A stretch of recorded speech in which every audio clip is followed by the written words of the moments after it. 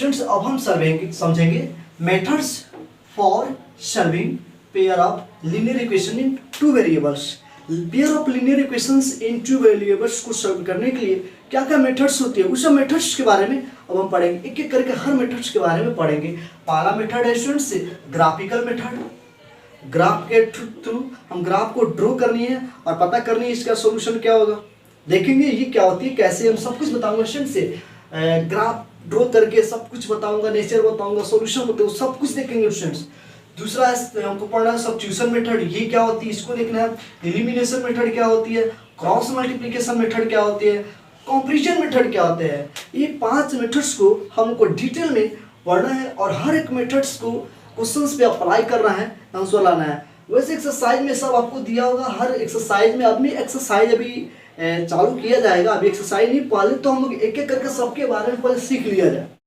तो अब हम देखते हैं ग्राफिकल मेथड से pair of linear equations into variables को कैसे सॉल्व करते हैं और एक्स वाई का वैल्यू कैसे निकालते हैं। यहाँ पे 2 इक्वेशंस दिए गए हैं, ये इक्वेशन फर्स्ट, ये इक्वेशन सेकेंड, और इस इक्वेशंस को ग्राफिकल मेथड से सॉल्व करनी है और एक्स वाई का वैल्यू फाइंड करनी है। तो सबसे पहले हम लोगों ने देखा कि किसी भी pair of linear equations into variables का सॉल्यूशन का नेचर क्या होता है। तो सबसे पहले इसका नेचर चेक कर लेते हैं कि इसका नेचर क्या होगा, वन सॉल्यूशन होगा या मैनी सॉल्यूशन होगा या इसका कोई सॉल्यूशन ही नहीं होगा। अगर इसका सॉल्यूशन भी ना हो और हम सॉल्यूशन के पीछे पड़ जाएं तो शायद सारा मेहनत बेकार चला जाएगा। पहले चेक कर लेते हैं इसका नेचर क्या है, सॉल्यूशन होगा भी या नहीं होगा। तो हमने बताया था ये सॉल्यूशन का नेचर चेक करने के लिए आपको a1/a2 फाइंड करना होगा, a1/a2 1/3, और यहाँ पे b1/b2 फाइंड करना होगा, तो ये -1/2। यहाँ पे देख रहे हैं a1/a2 1/3 और b1/a2 1/2 आ गया। तो यहाँ पे a1/a2 जो है b1/b2 का इक्वल नहीं हो रहा है, ये इक्वल नहीं है। तो हम बताया था हम जानते हैं a1/a2 does not equal to b1/b2, और इस केस में इसका यूनिक सॉल्यूशन होता है। So it has unique solution. इस केस में इसका यूनिक सॉल्यूशन होगा।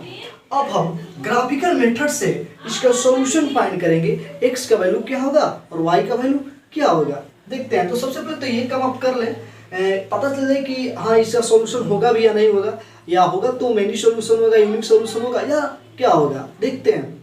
तो अब हम क्या करेंगे, इसका ग्राफ ड्रॉ करने जा रहा है। तो मैं इसको इरेज कर दे रहा हूँ, ये स्पेस हमारे पास बहुत कम है, तो आप इसको नोट कर लें। कैसे करते हैं देखेंगे, ध्यान से देखेंगे। सबसे पहले इस इक्वेशन फर्स्ट का ग्राफ ड्रॉ करते हैं। सबसे पहले एक काम करते हैं, इक्वेशन फर्स्ट लिखते हैं यहाँ पे, फ्रॉम इक्वेशन फर्स्ट इक्वेशन को लेते हैं यहाँ पे। ये इक्वेशन फर्स्ट क्या है, x - y + 1 = 0, ये फर्स्ट इक्वेशन हुआ। अब आप 9th क्लास में कैसे ग्राफ ड्रॉ करते हैं ये आप जानते हैं। पहले टेबल क्रिएट करते हैं, चलिए सबसे पहले टेबल क्रिएट करते हैं, उस टेबल को फिलअप करते हैं, फिर ग्राफ ड्रॉ करते हैं। ग्राफ प्लॉट करने से पहले आपको टेबल क्रिएट करना होगा। तो स्टूडेंट्स हम करते क्या है, इस x को यहीं पर रख लेते हैं और जितने भी यहाँ पे क्वांटिटी सबको उधर भेज देते हैं। तो ये हो गया y माइनस में इधर आएगा तो ये प्लस हो जाएगा, ये -1 हो गया। बस पहले इस फॉर्म में इसको बना ले, यानी कि एक तरफ x को रखे और दूसरी तरफ y को रखे। यहाँ पे वाली हम x रखेंगे और जितने भी इसमें क्वांटिटी जो सबको उधर भेज देंगे। थोड़ा टेबल बनाने में, वैल्यू पुट करने में सहूलियत होगी, इसलिए ऐसा कर रहा हूँ। ठीक है स्टूडेंट्स, ये और ये प्लस था तो ये माइनस हो गया। अब हम क्या करते हैं, यहाँ पे एक टेबल बनाते हैं। ये x हो गया, ये y हो गया। अब यहाँ पे स्टूडेंट्स, यहाँ पे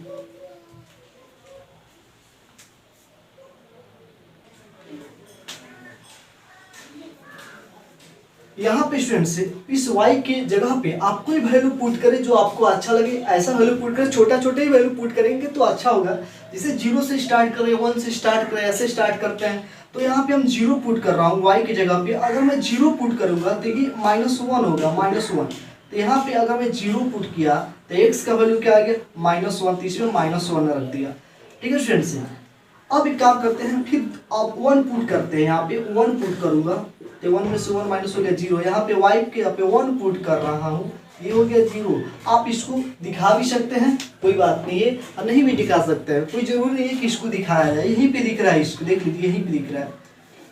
तो ये हो गया इक्वेशन फर्स्ट का टेबल। अब हम क्या करेंगे, सेकेंड इक्वेशन का भी टेबल बना लेते हैं और लिखेंगे from equation second, from equation second equation को लिखते हैं और इसका भी ग्राफ ड्रॉ टेबल बना लेते हैं। 3x + 2y - 12 = 0। अब यहाँ पे क्या करेंगे, इसको यहाँ पे रखते हैं, सबको इधर भेज देते हैं, तो ये हो जाएगा +12 हो जाएगा, ये माइनस में है तो ये -2y हो जाएगा। ठीक है, अब स्टूडेंट्स यहाँ पे जो 3 मल्टीप्लाई इसको डिवाइड में नीचे कर देते थे, ये ऐसे हो जाएगा स्टूडेंट्स, x = 12 - 2y/3 ऐसे हो जाएगा स्टूडेंट्स। अब यहाँ पे केवल x रखना था और सबको उधर भेजना था। अब हम क्या करेंगे, यहाँ पे अब इसका टेबल बना लेंगे। अब टेबल कैसे बनाएंगे स्टूडेंट्स, तो यहाँ पे देखते हैं, यहाँ पे टेबल बनाते हैं और यहाँ पे हम वैल्यू पुट करने जा रहे हैं, यहाँ पे वैल्यू पुट करने जा रहे हैं। मान लीजिए यहाँ पे पहले हम 0 पुट करने जा रहे हैं, 0 पुट करते हैं y की जगह पे, देखते हैं क्या आ रहा है। तो स्टूडेंट्स ये हो गया 12, ये माइनस ये 2 और यहाँ पे y की जगह पे 0 पुट करना है तो 0 पुट कर दिया, ये बाई 3 हो गया। तो ये फाइनली हो जाएगा 12 - 0/3, इसमें मल्टीप्लाई हो गया 0 हो गया ना, तो 12/3 कैंसिल करेंगे तो ये हो जाएगा 4। तो यहाँ पे स्टूडेंट्स जब y की जगह पे हमने 0 पुट किया तो x का वैल्यू क्या मिला, 4 मिला। तो y का वैल्यू जब 0 पुट किया तो x का वैल्यू 4 मिला। चलिए अब यहाँ पे 1 पुट करके देखते हैं, जहाँ पे 0 पुट किया तो वहाँ पे 1 पुट करते हैं तो क्या हो रहा है। अगर हम यहाँ पे 1 पुट करेंगे तो स्टूडेंट्स देखिए क्या हो रहा है, 12 - 2 2 × 2/3 हो जाएगा 10/3, यहाँ पे तो कैंसिल हो नहीं रहा है। तो हम स्टूडेंट्स ग्राफ बनाते हैं तो वहाँ पे हम डेसिमल से बचेंगे तो बहुत अच्छा रहेगा, डेसिमल से, फ्रैक्शन से, ये इससे हम बहुत बचते हैं क्योंकि ये थोड़ा अच्छा ग्राफ दिखता नहीं है, वैसे यूनिक ग्राफ नहीं लगते, इसलिए हम यहाँ पे 1 नहीं रखेंगे, पूरा कैंसिल होने वाला है ऐसा नंबर यहाँ पे वो रखेंगे, 1 नहीं रखेंगे, हम यहाँ पे 3 रख देते हैं। अगर 2 भी नहीं रखेंगे 3 रखेंगे, तो 3 रखेंगे तो यहाँ पे 3 2 6 हो जाएगा यहाँ पे। अब यहाँ पे स्टूडेंट से 12 में से 6 माइनस करेंगे, 6/3 कैंसिल होगा, ये 2 हो जाएगा। तो यहाँ पे अगर 3 रखा तो ये 2 हो गया। हम वैसा वैल्यू उस पर रखेंगे स्टूडेंट्स, वैसा वैल्यू पुट करेंगे ताकि वो कैंसिल होने पे एक अच्छा सा वैल्यू कोई आ जाए।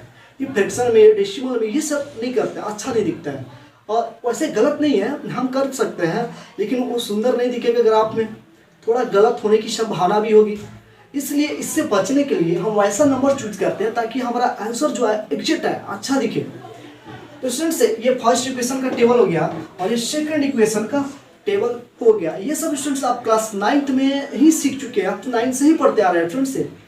बस 9th में एक इक्वेशन दिया गया था, इसमें 2 इक्वेशंस दिया गया है, उसमें एक बार काम करते, इसमें 2 बार काम करना, कुछ खास है नहीं। तो स्टूडेंट्स सबसे पहले आप इसको नोट कर लें स्टूडेंट्स, मैं इसको इरेज करूंगा और ग्राफ ड्रॉ करूंगा, फिर x y का वैल्यू फाइंड करूंगा स्टूडेंट्स। तो आप इसको पहले नोट कर लें, मैं इरेज कर रहा हूं स्टूडेंट्स। तो मुझे टेबल चाहिए ग्राफ ड्रॉ करने के लिए।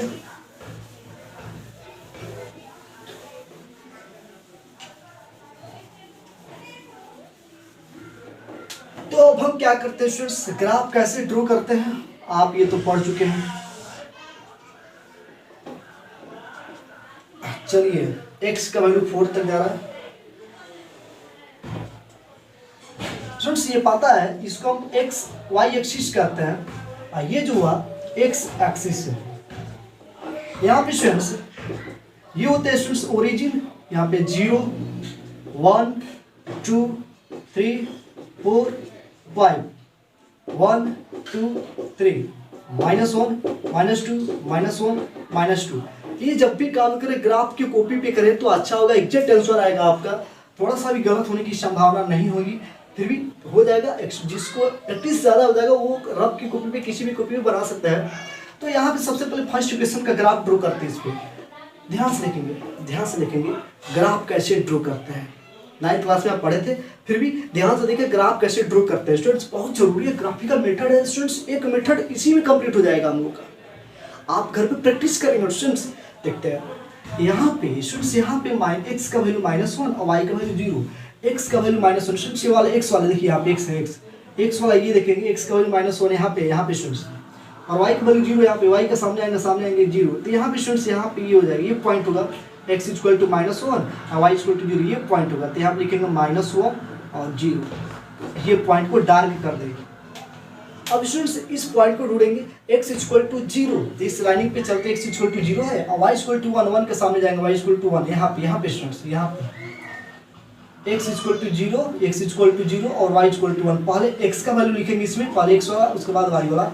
अब यहाँ पे स्टूडेंट्स अब स्केल लेंगे और दोनों पॉइंट को ऐसे ज्वाइन कर देंगे स्टूडेंट्स, ज्वाइन कर देंगे, तो ये फर्स्ट इक्वेशन का ये ग्राफ है, हो गया, फर्स्ट इक्वेशन का ये ग्राफ हो गया। अब स्टूडेंट से ये इक्वेशन का नाम आप लिखते हैं, फर्स्ट इक्वेशन यहाँ पे क्या था, आप लिखते हैं x minus y plus 1 equal to 0, ये फर्स्ट इक्वेशन था स्टूडेंट्स। इस इक्वेशन का वहाँ पे लिखेंगे, मेंशन करेंगे उस इक्वेशन, ताकि ये पता चले हाँ इस इक्वेशन का ये ग्राफ है। अब स्टूडेंट्स अब यहाँ पे ये तो हो गया स्टूडेंट्स, ये 2 पॉइंट हो गया। अब इसका बात करते हैं, इस इक्वेशन का ग्राफ कंप्लीट हो गया, अब इस इक्वेशन की ग्राफ ड्रॉ करते हैं। तो यहाँ पे x इक्वल टू 4 और y इक्वल टू 0, तो y equal to 0, x equal to 4, यहाँ पे स्टूडेंट्स x इक्वल टू 4 और y इक्वल टू 0।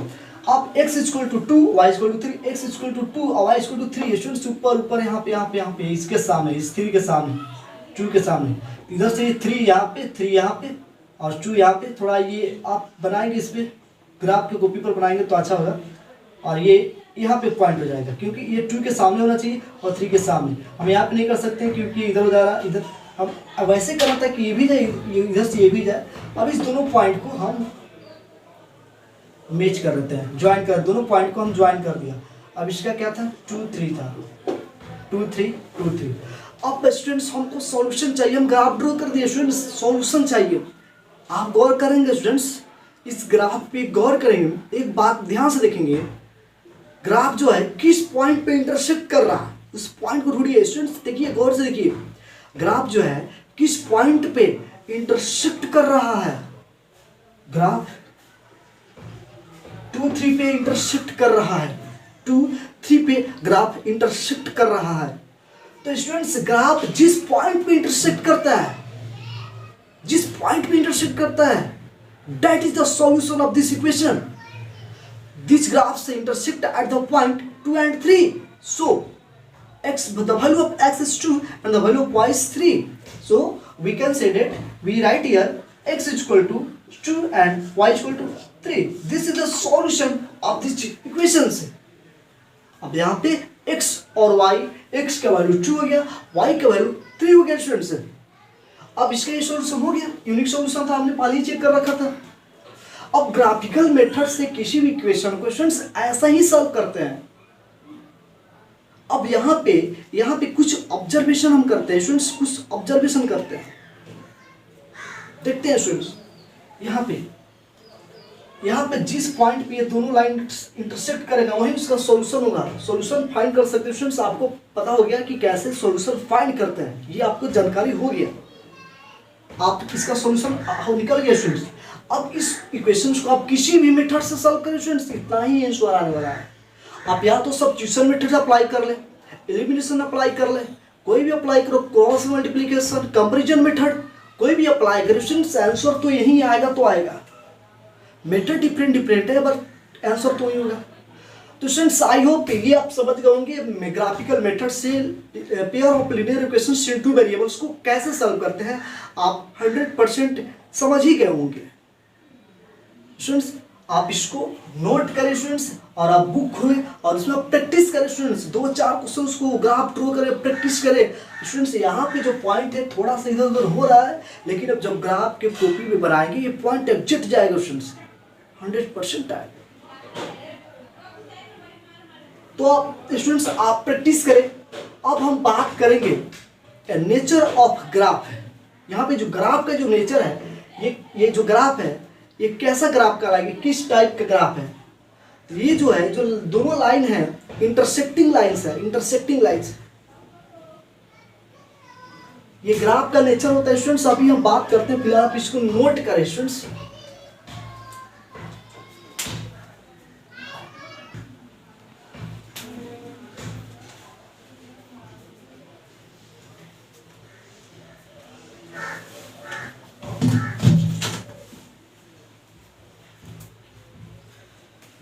स्टूडेंट्स तो अब हम बात करते हैं नेचर ऑफ ग्राफ।